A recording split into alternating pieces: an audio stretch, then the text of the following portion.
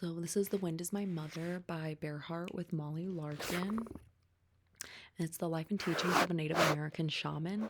In The Wind is My Mother, Native American medicine man Bearheart shares insights into how traditional indigenous wisdom can foster spiritual and physical well-being in modern life, drawing from his childhood teachings. So Bearheart was a Muskogee Nation Native American, a tribal leader, medicine man, healer, an elder, a father, husband, grandfather, and brother.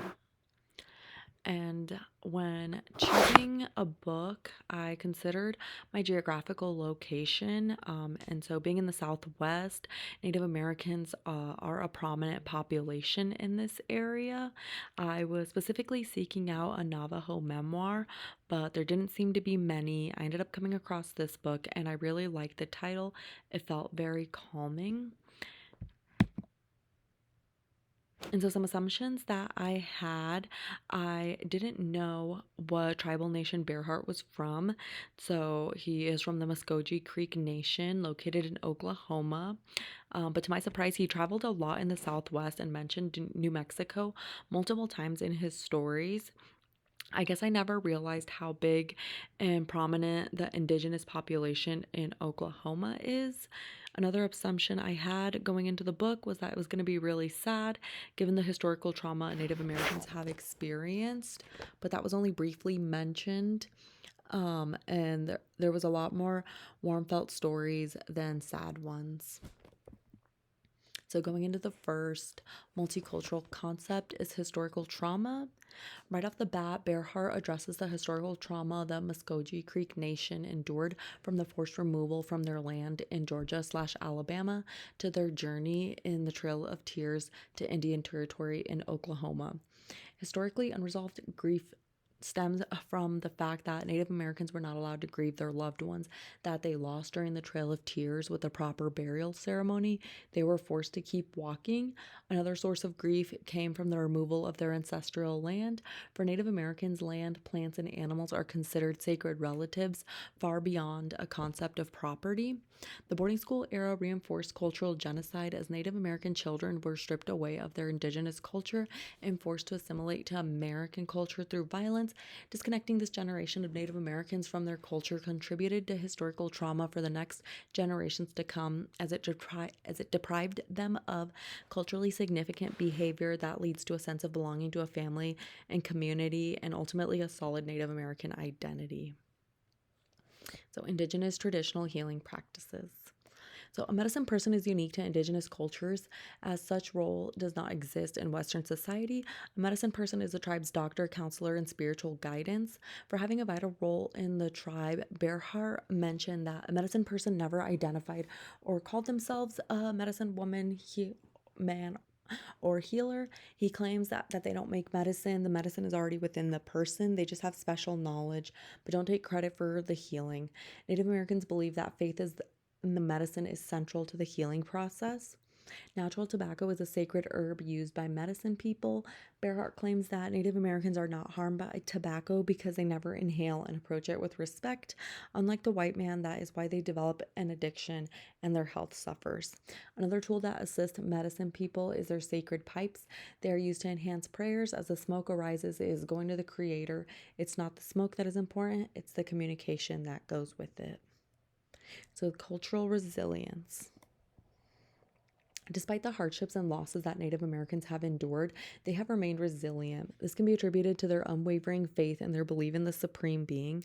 Bearheart dedicates a whole chapter to coping with suffering.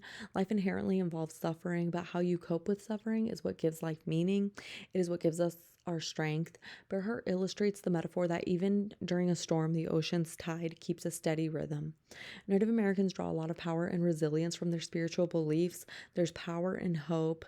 Native Americans have kept the faith, and it has provided strength and a sense of direction through life's challenges. By embracing hope and staying connected to a higher power, Native Americans have been able to find solace and a way to positively cope with suffering. So, spiritual beliefs and connection to nature. The Indigenous Connectedness Framework is a representation of common concepts of well-being across Indigenous communities. Two of the major dimensions emphasized are environmental connectedness and spiritual connectedness. All Native American ceremonies reflect their respect for the earth as it is part of their daily lives.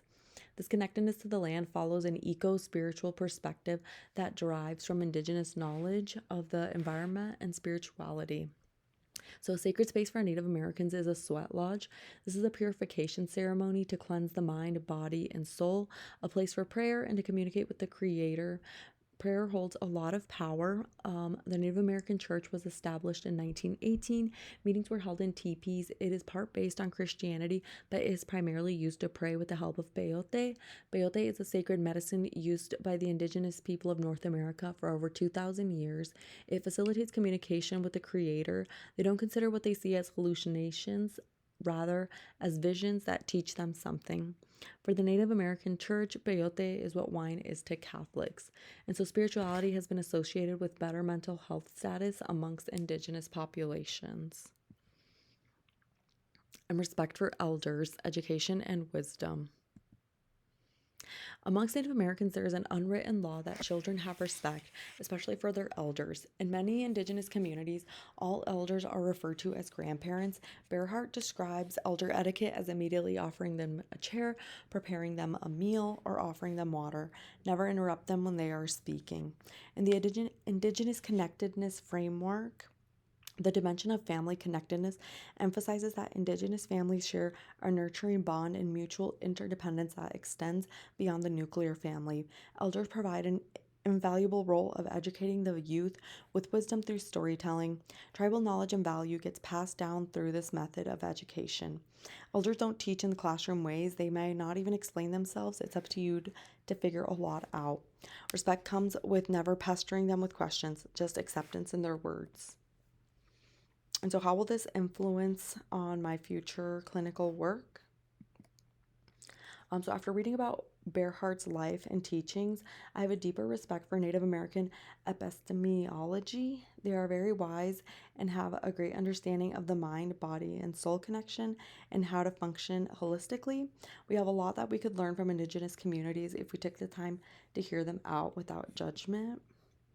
And so I'm very open to working with Indigenous populations, and I would want to embrace a community based radical healing approach. This means broadening the definition of healing and where it can occur. It involves moving beyond traditional therapy spaces and modalities. I would have to consider how healing can be experienced within community settings, given that they take a different approach to healing than modern psychology.